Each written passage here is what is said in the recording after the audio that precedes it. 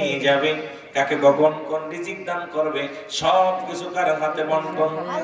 জোরে বলেন কার হাতে? আরো জোরে বলেন। তবে মাধ্যম একটা লাগবে, সেই মাধ্যমটা হলো আল্লাহর ওলিগণ।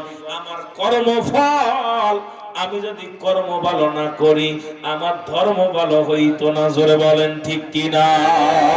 আল্লাহ পাক বিবেক দিয়েছে প্রতিটা মানুষকে, কোনটা ভালো কোনটার মন্দ, রাত এবং দিন বুঝার জন্য পার্থক্য করে দিয়েছে। এটা রাত এটা দিন। পচা খাবার নাকের করে আনলে বলবে নাক, বলবে এটা চলবে না। নাকে তো খায় না, খায় মুখ। কথা বল নাকি? যদি একটা বাজে খাবার নিয়ে আসা হয়, নাক দেখান না গাল দেখান, নাকে পায় দোস্ত দিস না, ওটা চলবে না। জোরে কোন ঠিক কিনা? আল্লাহ আপনার একটা পাপ করার আগে একটা আপনার কলব দিছে, সেই কলব মানব দেহের মধ্যে বান্তুদের নিচে একটা হাড়ের নিচে একটা গোস্ত, গোস্তটাকে আরবিতে বলা হয় কল, বাংলায় বলা হয় হৃৎপিণ্ড, আরবিতে বলা হয় কল। এ মুসলমান, ইংলিশে বলা হয়। এইটার মধ্যে যখন আপনি দুনিয়ার খারাপ কাজ করবেন, আপনার এই নফস বলে দিবে এটা ভালো না, এটা করিস না, এটা তুই ফিরে আয়। তারপরেও যদি নফসের খায়াছে পড়ে করেন, কথা কই না? বালা মন্দ সবই বুঝি, কোনটা ভালো কোনটা মন্দ। এরপরও জানা শুনে যদি মন্দটা করি, আমার আপনার বিপদ ছাড়া শান্তি হওয়া সম্ভব? যেটা বলেন ঠিক কিনা? সম্ভব নাকি? সম্ভব নাকি? যে কথা বলতেছিলাম আমি গত কয়েকদিনে সওয়াজ করে গেছিলাম পাশে, সেই কথাটা একবার আমি আপনাদের জানায়া যাই। আল্লাহ কারে কখন ইমানদার করবে, কাকে কখন আল্লাহর ওলি বানাইবে। পৃথিবীর মধ্যে ডাকাতির সরদার ডাকাত ছিল তৎকালীন জামানায়, যার নাম হলো আপনারা বসিরউদ্দিন। কয়জন ডাকাতির সরদার?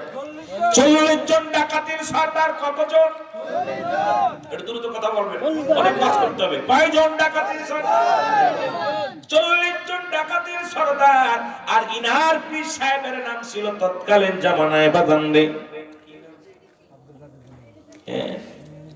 কুতুবউদ্দিন বখতিয়ার কাকি। ইনার মুরিদ হলো বসিরউদ্দিন ডাকাত। 40 জন ডাকাতির সরদার। যেমন আপনার আমার পীর খাজা ফরিদপুরি, খাজা ফরিদপুরের পীর সাহেবের নাম কি? খাজা ইউনূস আলী। এইরকম হাসমতুল্লাহ, ওনার নাম হাসমতুল্লাহ। আমার পীরের নাম হাসমতুল্লাহ ফরিদপুরি, ওনার নাম, ওনার বাবার নাম কি? আলিমউদ্দিন। এইরকম সিঁড়ি বাই সিঁড়ি চলে গেছে রে মুসলমান। তার পীরের নাম কি? এরকম পীরের এক একটা বংশ আছে, পরিচয় আছে। পৃথিবীর মধ্যে ডাকাত বসিরউদ্দিনের পীরের নাম ছিল কুতুবউদ্দিন বখতিয়ার কাকি। জোরে জোরে চিল্লায়া বলা যাবে না মারহাবা। একটু কথা আমি দয়ারামপুরের মানুষদের বলে যাই, বলা ওয়াজটা আবার করি, শুধু বোঝার জন্য বলে যাই। উনি ছিল 40 জন ডাকাতের সরদার। কয়জন? 40 জন ডাকাতের সরদার ছিল উনি। ওনার আল্লাহ পাক একটা সতী সাথী নারী দান করেছিল, একটা ভালো বউ দান করেছিল। আজকে অনেক মা বোনের আওয়াজ শুনতে আইছে রে মা, একটু দিলের কান্ডা লাগা শোন, এক ওয়াজের মধ্যে সব ওয়াজ হয়ে যাবে রে মা। এই পৃথিবীর মধ্যে আমরা তাদের অনেক ফ্যামিলির মধ্যে স্বামী আমলদারি, বিবি আমল করে না। অনেক ফ্যামিলির মধ্যে আছে স্বামী অনেক বুজুর্গ পানা, স্বামী আল্লাহ ওয়ালা, বিবি পর্দার দান ধরে না, আল্লাহর গোলামি করতেও রাজি হয় না। জোরে বলেন ঠিক কিনা? বউ ভালো তো বেটা ভালো না, বেটি ভালো তো বেটা ভালো না। কথা বলতে আছে না? আছে। এ দুনিয়ার মুসলমান, আল্লাহ পাক বসিরউদ্দিন কাল্লা একটা সতী সাথী নারী দান করেছিল, হালাল খোর একটা বান্দি দান করেছিল। বসির ডাকাতের সরদার বিবি চোখের পানি ছেড়ে কান্তর বলতো, স্বামী আপনার দুটি পায়ের মধ্যে পড়ে কান্দি আমি, আপনি আমারে হালাল খাওয়ায়েন না। বেস্বামী রে, আপনার কাছে অনুরোধ করে আপনি আমারে হারাম খাওয়ায়েন না, কারণ এই দুনিয়ার মায়া ছেড়ে চলে যেতে হবে, অন্ধকার কবর হবে একমাত্র ঠিকানা, যে জায়গা গেলে আর কোনদিন আমরা ফিরে আসবো না। স্বামী রে, আপনার দুটি পায়ের মধ্যে পড়ে আপনি ডাকাতি করেন না, ডাকাতি ছেড়ে দেন। বসিরউদ্দিন বিবিরে মারতে মারতে জমিনের মধ্যে বেহুশ করে ফেলে দেয়। বসিরউদ্দিনের বিবি কান্দে আর চোখের পানি ছেড়ে বলে, স্বামী স্বামী রে, আপনি আপনি দয়া করে ডাকাতি ছেড়ে দিন, অন্যায় ছেড়ে দিয়া ভালো পথে চলে আসেন। জোরে বলেন আল্লাহু আকবার। এ দুনিয়ার মুসলমান আজকে 99% ছেলেরা নষ্ট বিবির কারণে। জোরে বলেন ঠিক ঘর ঠিক নেই। আজকে বোর চাহিদা মিটাতে যে অনেক ছেলে সুদ খায়, বোর চাহিদা মিটাতে যে অনেক ছেলে ঘুষ খায়, বোর চাহিদা মিটাতে যে অনেক ছেলে বাজানো অপকর্ম অন্যায় করে, বোর চাহিদা মিটাতে যে অনেক ছেলে সুদ ঘুষের মধ্যে জড়িত হয়ে গেছে। যদি বিবি আপনার হাতটা ধরে একবার বলে, স্বামী জীবনে আপনার কাছে একটা দাবি করব, জীবনে আপনি আমারে হারাম খাওয়াবেন না, প্রয়োজন হলে আমি সপ্তাহে একদিন খানা খাবো, প্রয়োজন হলে আপনি আমারে সিরা কাপড়ে রাখবেন, ওই পাট্টন টাট্টন কাপড় দিয়ে রাখবেন, তবু আমি দামি কাপড় চাই না রে স্বামী, আপনার কাছে দামি কাপড় চাই না, দামি একটা জিনিস চাই, আপনি আমার আমল করার সুযোগ দিবেন, আপনি আমাকে নামাজের সময় দিবেন, পর্দা করার সুযোগ করে দিবেন।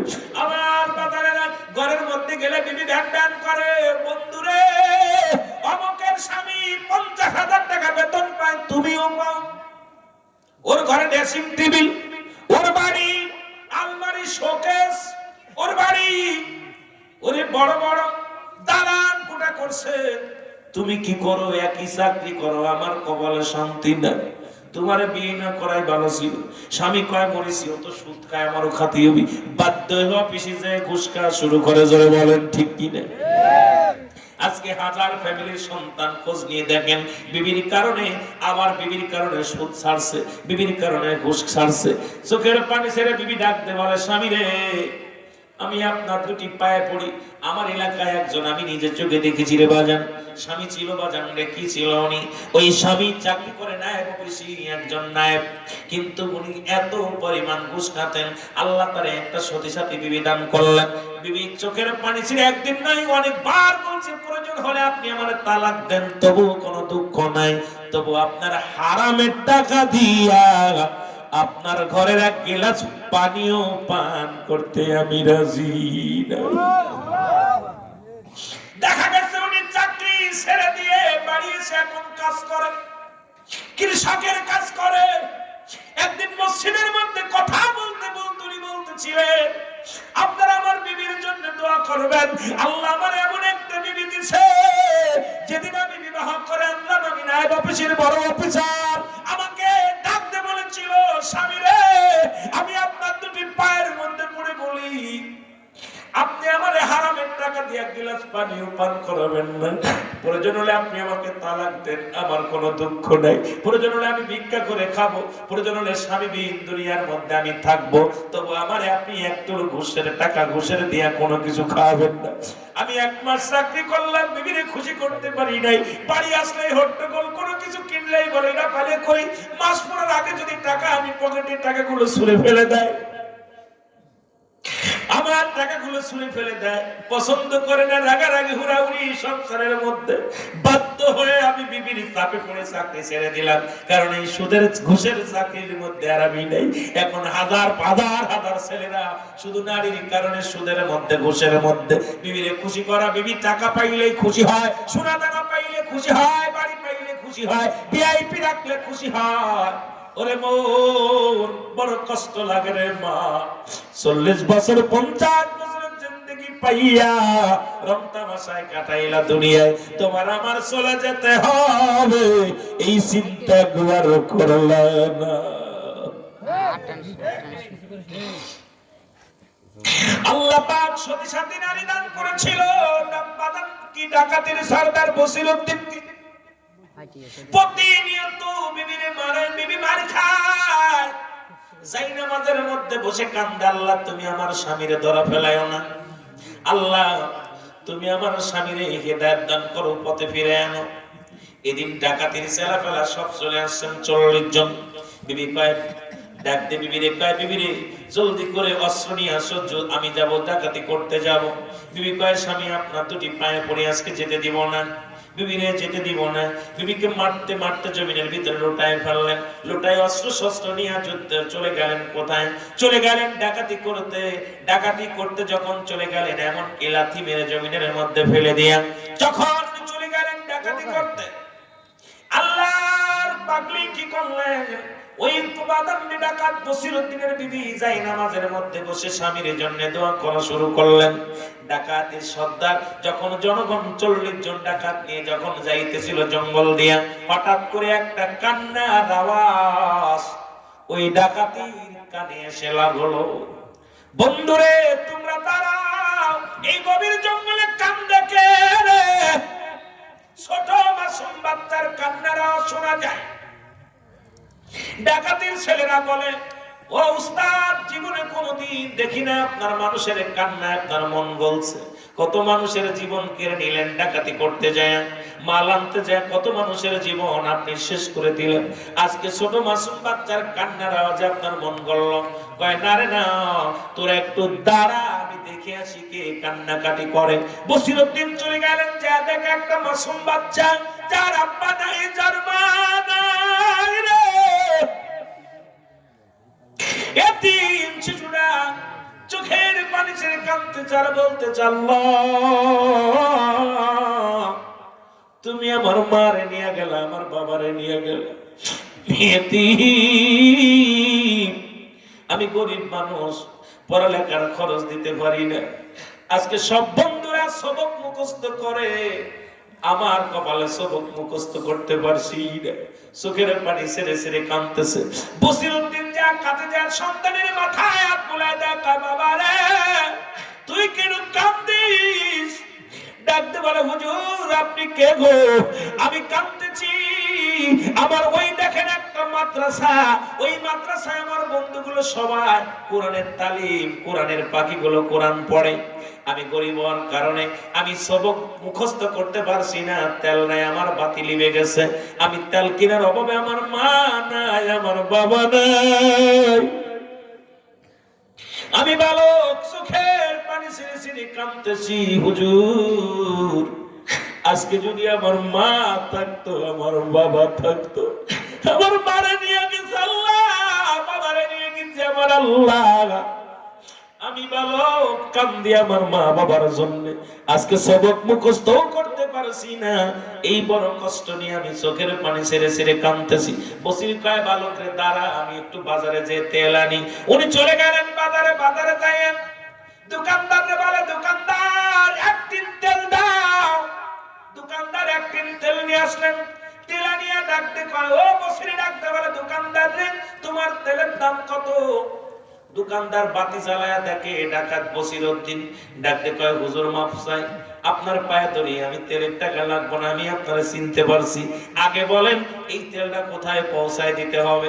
বসিরউদ্দিন কয়, না রে না দোকানদার, না রে না, তুমি 2 ঘন্টা আগে যে বসিরের নাম শুনেছো, সেই বসির আর বসির নাই রে। তুমি গতকালকে যে বসিরের নাম শুনেছো, 40 জন ডাকাতের সরদার, আজকে সেই বসির আর বসির নাই। তুমি আগে বলো তোমার তেলের দামটা কত? জোরে জোরে চিল্লায় বলা যাবে না মারহাবা? আর একটু জোরে বলেন আল্লাহু আকবার। দোকানদার বলে, হুজুর তেলের টাকা লাগবে না, কোথায় পৌঁছাতে হবে একটু বলেন। বসির কয়, না রে আমার পাপের বোঝা এত ভারী হয়েছে রে, আমার মাথা উঠায় দাও, আমি নিজে বহন করব। তেলের ড্রাম উঠায় দিলেন, বসির মাথার মধ্যে নিয়ে চলে আসলেন। এসে বালকের কাছে দিয়া বলে, বালক রে নাও তেল, তুমি বাতি জ্বালায়া সবক মুখস্থ করবা, তোমার অভাব না, যখন যেটা লাগে আমি তোমার খবর নিব, বাবা তুমি থাকো। ডাকতে বলে, হুজুর আপনি কে গো? আপনারা আমি চিনি না, তবে আমার মা নাই, আমার বাবা নাই, আপনাকে যদি একবার আমি বাবা বলে ডাকতে পারতাম, আমার মনে বড় শান্তি লাগতো, আমার মনে বড় ভালো লাগতো। বন্ধুরে কথাগুলো বলতে গেলে অনেক কথা চলে আসে, অনেকের গায়ে লেগে যায়। গত সপ্তাহের নিউজ পর্যন্ত 3 মাসে 827 জন হেফজখানার ছাত্রকে বলগার করা হয়েছে। আর সবচেয়ে লজ্জাজনক ব্যাপার, এই বলগার যারা করছে সবই দেখা গেছে রাসূলুল্লাহর দুশমন। নবীর মিলাদ কিয়ামের পক্ষের লোক একটাও বড় পুরুষ জিনা করে নাই। এই জিনাগুলো করেছে রাসূলুল্লাহর দুশমন গুলো। জোরে বলেন ঠিক কি না? গত 3 মাসে এই মাদ্রাসার তালবে ইলমদের সঙ্গে অপকর্ম করেছে। কত 827 জন ছাত্রকে বলগার করা হয়েছে। এর একটা শিক্ষকও বাদান নবীর পক্ষের লোক ছিল না। খবর নেওয়া হলো, এমন মিডিয়াতে প্রকাশ হয়েছে একটা মাদ্রাসাও নবীর পক্ষের মাদ্রাসা না, নামে মাদ্রাসা কিন্তু রাসূলের দুশমনেরা, নবীর মিলাদ কিয়ামের বিরোধিতার পক্ষের লোক, নবীর নূরের বিপক্ষের লোক, নবীকে হাজরে নাজরের বিপক্ষের লোক। আল্লাহ নবীর বিপক্ষে যারা থাকবে তাদের অপদস্থ অপমানিত করে দুনিয়া থেকে বিদায় করবে। জোরে বলেন ঠিক কি না? আমি মিথ্যা বললে জবান আল্লাহ কেড়ে নিবে। আপনারা এখন জুতার বাড়ি মারবেন, আমার কোনো দুঃখ নাই। সব মাদ্রাসাগুলো আজকে কোথায় নিরাপত্তা নাই? মাদ্রাসায় আমরা লজিক না, আমাদেরও নিরাপত্তা নেই। একটা ছেলেদের লজিক খাওয়াবো, ছেলেরা এত কষ্ট করে খাওয়াইতেছি, সেই ছেলের সঙ্গে দাড়ি টুপি নিয়ে, আল্লাহ কি দুঃখজনক। কত বড় খাটাস গুলো আবার যখন ওই ফেসবুকে দেয়, যখন খবর দেয়, আমার মন বলো যদি জুতো মারতে পারতাম আমার মনে দুঃখ ছিল না। আমার একটাই দাবি করব, এই সমস্ত মাদ্রাসার দোষ না, এগুলো আমাদের নামধারী বেঈমানদের দোষ। এদেরকে ক্রস ফায়ার করে শেষ করে দেওয়া হোক। জোরে বলেন ঠিক কি না? এই সমস্ত মুনাফিকদের জন্য আলেমদের দুর্নাম। এইরা আলেম না, আলেম সাজছে। এরা আলেম না, এরা আলেম সাজছে। মস্তান ওয়াজ করে, কয় অমুক মস্তান। ওরে বাবা, মস্তান আবার ওয়াজ করে? কথা বলছেন? রাসূলের বিরোধিতা করো কেমনে? পরের বউ হরণ করো কেমনে? আমি কথা বললেই আমার হয়তো দোষ করবেন। হুজুর মানুষ হয়ে আপনার ঘরের ভিতরে আজকে আমার ভাই অত্যন্ত মায়া করে, ভালোবাসে, অত্যন্ত মহব্বত করে। গফুর মন্ডল আমার অত্যন্ত ভালোবাসে। গফুর ভাই এই বছরে যে দাওয়াত দিচ্ছে, ছোটবেলা যখন দাঁড়িয়ে বছর ঠিক মতো আইসি, সেনে আইসি, আবারও আইসি, তার ভালোবাসে। আর ওনার নাতনি বা ওনার বউ আমার কাছে আসলো, দেখা আমি যদি ওনার বাদ ওনার বউটা ব্যাগে নিয়ে গেলাম, আমার সেইতে মুনাফিক আর থাকে? কথা কম না, আমরা আবার ওয়াজ করতেছি। তাহলে এগুলো সাজছে, এরা আলেম না, এরা আসছে আলেম নামের জমজমাট একটা ব্যবসা করতে। বর্তমান ওয়াজের একটা ব্যবসা ভালো, 80,000, 1 লাখ, 1.5 লাখ, 2 লক্ষ হেলিকপ্টার। ওরে বাবা রে বাবা, জমজমাট একটা ব্যবসা শুরু হয়েছে। 1 ঘন্টা ওয়াজ করেই 1 লাখ নিয়ে পকেটে চলে যাও। আমরা এই ব্যবসাটা এখন শুরু করছে বেশি। যারা বলেন ঠিক কিনা? আর ভাইরাল হতে কোনো ব্যাপার না, জালি যদি একটা উল্টো পাল্টা বলে দিলেই ভাইরাল। কারণ মিডিয়ার যে আমার ভাইরা বসে আছে, ওরা সকাল বেলায় ছেড়ে দিবে, সকালবেলা মার্কেট বক্তার 50,000 টাকা। আর আমাদের মুনাফিক জনগণ, এই মুনাফিক গুলো ওইগুলো টানে, যেগুলোর খাসলাত চরিত্র ভালো না, যারা পরের বউ হরণ করে, যারা পুরুষের সঙ্গে জিনা করে, এদের পক্ষে বেশি লোক চলে যায়। কেমনে চলে যায়? রাসূলুল্লাহর দুশমনের পক্ষে জীবন যেতে রাজি আছে। রাসূলুল্লাহর দুশমনের সঙ্গে আপোষ করতে আমরা রাজি নয়। জোরে বলেন ঠিক কিনা? জীবন চলে যায়, দুঃখ নাই, কিন্তু আমি যেগুলো বলতেছি মিথ্যা বলতেছি বানোয়ার? গত সব যুবকরা যারা আছে, যারা মিডিয়া চালাচ্ছে, 3 মাসে 827 জন ছোট ছোট মাদ্রাসা ছাত্রদের, এতিম ছাত্রদের কি করছে? বলগার করেছে, মিডিয়াতে দিয়েছে। তাহলে এই মাদ্রাসা যারা যারা করছে তাকে চেহারা দেখলে, তাকে দেখছে খুব এত লম্বা দাড়ি, টুপি আছে, আরে পাগড়ি বেঁধে রয়েছে, আবার কাজগুলো করতেছে। তাহলে বোঝা গেল যে আমাদের দেশে করোনাকে আল্লাহ সাজা দিছে। আমি তো মনে আল্লাহ আরো আগে দেওয়ার দরকার ছিল। করোনায় একদম করুণ কাহিনী ঢুকিয়ে দিছে আল্লাহ। এই এত আযাব, এত পাপ আল্লাহ সহ্য করতে পারছে না। কারণ আল্লাহ আর কত দেখবে যে আলেম নামের জানোয়ারগুলো আজকে সমাজে কলঙ্কিত, জিনাখোর, ব্যভিচারখোর, তারা যদি নামাজ পড়ায়, জিনাখোর, ব্যভিচারখোর, যদি এরা কোরআন পড়ায়, আল্লাহর কত আসবে কি আসবে না? আল্লাহ কেন গজব দিতেছে? এই জন্যই বললাম যে গজব হলো ইমানদারদের জন্য রহমত, ওদের জন্য গজব। যেটা বলেন ঠিক কিনা? এই যারা ধরা পড়ছে এগুলোর জন্য, ওদের জন্য গজব। আল্লাহ ধরাই দিয়েছে, একটা দিয়ে 25টা সাইজ করবে। যেটা বলেন ঠিক কিনা? গত পরশুদিন কার একটা নিউজ দেখে আমি বেশি কষ্ট পেয়েছি। দেখলাম ঢাকা শহরে, অনেক নাম বললে আমি নাম জানি, আমি এগুলো ভালো করে লিখে লিখে রাখি, কাজে রাখি। দেখলাম এতিম নাম দিয়া, এতিমদের নাম নিয়ে 1 লক্ষ টাকা আনছে খাওয়ার জন্য। 1 লক্ষ টাকা আনছে এতিম ছাত্রদের খাওয়ার, একজন দান করছে। উনি দান করে গোপনে আবার বিকেল বেলা দেখতে এসে শুক্রবার গোশ কিনে দিছে, খাসির গোশ, মুরগির গোশ, এরপরে গরুর গোশ কিনে দিছে, আরো 1 লক্ষ টাকা দিছে ছেলেদের, দিকে খাওয়াবেন, প্রাণ ভরে খাওয়াবেন। উনি বিকেল বেলা ছদ্মবেশ সেজে চলে আসে দেখার জন্য যে ছাত্রদের কি খাওয়ায়। আসে দেখে একটা করে ডিম আর ডাল। উনি দেখে হঠাৎ করে উনি ছদ্মবেশে আসছে, এমন ছদ্মবেশে আসছে আমরা আশ্চর্য হয়ে গেছি। মিডিয়াতে দেখি, মিডিয়াতে এখন প্রকাশ করে দিচ্ছে, গোপন পাস করে দিচ্ছে। এরপরে উনি শিক্ষক মন্ত্রণালয়ে গেছে, যায় দেখে, উনি যায় দেখে যে 18 জন স্টাফ, কয়জন? 18, সবার সামনে এক একজনের পাশে 1 কেজি 1.5 কেজি করে রুই, মাছ, গোশ, সব এরকম 30-35 পদ আইটেম সব নিয়ে বসে আছে। আর এই সময় উনি গেছে যে সালাম দিচ্ছে, আসসালামু আলাইকুম, বসেন বসেন বসেন। কয় কি অবস্থা? কয় আমরা খানা নিয়ে বসি কেবল। উনি তো চিনতে পারে নাই উনি ছদ্মবেশ, দাড়ি ডাকাতে দাড়ি কিনে খুব লাগাইছে ভালো করে, কিনা দাড়ি মোজ বানায় একদম ছদ্মবেশ ধরে গেছে। কইছে আপনি একটা ছাত্র ভর্তি করবো, আপনার কাছে আসবো, আমরা খাওয়া দাওয়া করি পরে বসে, ওনারা খাতেও দেয়নি। কইছে বুঝেননি, একটা ছাত্র ভর্তি করবো, বড় আশা করে আসছে, আমার একটা নাতি ছেলে, তাই পড়ে এই জায়গায় পড়ে, আমি ভর্তি করবো, আপনাদের এখানে আসলাম। কি খাবারটা? আমার ছাত্র আমি এখানে খুব সুন্দর 3 বেলা খাবার, খুব ভিআইপি খাবার হয়, খাবার টাবার ছাত্রদের। এতিম খানা তো, এখানে ছাত্র বেতন টেতন নিই না, বেতন আমি তো কিছু দিতে চাই। কয় না, আপনি তো দিতে চান না, আমাদের এখানে দিবেন, তাহলে দিবেন। কথা বুঝেননি? তা কই দিলাম। কয় ঠিক আছে, আমার ছাত্র ভর্তি, আমি আগামী সপ্তাহে নিয়ে আসবো। এবার খাওয়া দাওয়া করা, উনি খালি ভিডিও করছে, ভিডিও করার পর উনি দাড়িগুলো খুইলা আসসালামু আলাইকুম, দাড়িগুলো কইলো ছিল আসসালাম, সব যে পার করছে, হুজুর মাফ চাই। কথা বুঝেননি? বাংলাদেশে হুজুর কয় আমি প্রতি মাসে 1 লক্ষ করে টাকা অনুদান দিই, তোদের চরিত্র হলে এসে ডাকলাম আমার এই এতিম বাচ্চাদের সামনে একটা করে ডিম আর ডাউল, পাতলা ডাউল, আমার এতিম যাদের জন্য আমি দিই, প্রতি মাসে 1 লক্ষ করে টাকা দিই আমি খাওয়ার জন্য, তাদের মুখের খাবার তোরা কেড়ে নিয়ে তোরাই 18 জন স্টাফ কর্মা পলোয়া ফুর্তি মেরে চেয়ারে বসে খাচ্ছি, আর এতিমদের মুখে দিছি একটু ডাউল।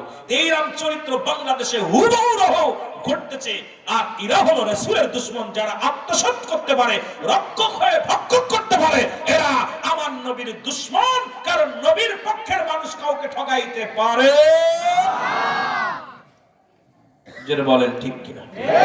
আপনি মদিনাওয়ালা নবী কামলিওয়ালা, নবী মদিনাওয়ালা নবী কামলিওয়ালা, উনি আপনার প্রেমেতে আসে খয়ুতালা, নবী আপনার প্রেমেতে আসে খয়ুতালা, নবী কামলিওয়ালা একটু মহব্বতে বলেন, নবী কামলিওয়ালা, নবী তরানোওয়ালা, নবী কামলিওয়ালা, নবী তরানোওয়ালা। কোথায় আছেন দয়াল নবী, কোথায় আছেন মায়ার নবী, আশিকাদি নিরালাই নবী, আশিকাদি নিরালাই, নবী কামলিওয়ালা, নবী তরানোওয়ালা, নবী কামলিওয়ালা, নবী তরানোওয়ালা। এ দুনিয়ার মুসলমান শুনে নাও, বাইরের সময় শেষ, কি বিপদে পড়ে গেলাম, টাইম যে কমিতে দৌড়ই, কখন বেড়ে না আসছিলাম আগে আগে, কিন্তু শেষ করে গেছি। 9টায় আসলে ওয়াজ কিছু শেষ করতে পারতাম। কথা বলতেছিলাম, মুসলমান শুনে নাও, বসিরউদ্দিনের কথা মনে আসেনি? শেষ করি না, আলে বাবার মনের ভিতর কষ্ট লাগবে, যেরকম ঠিক নেই। উনি চলে আসলেন, দিল দিয়ে চাও যুবক বালক, তুমি লেখাপড়া করো। উনি বলে চলে আসলেন, বাড়ি এসে দেখে দরজার কোলে দাঁড়ায় আছে, দেখি বিবি কি করে, বউটা কি করে। ঘরের মধ্যে বিবি যায় নামাজের মধ্যে বসে কান্দে, আমার আল্লাহ, আমার স্বামী বোঝে নাই, আল্লাহ তুমি আমার স্বামীরে ক্ষমা করে দাও, আমার স্বামী আমারে মারছে, আমার কোনো দুঃখ নাই।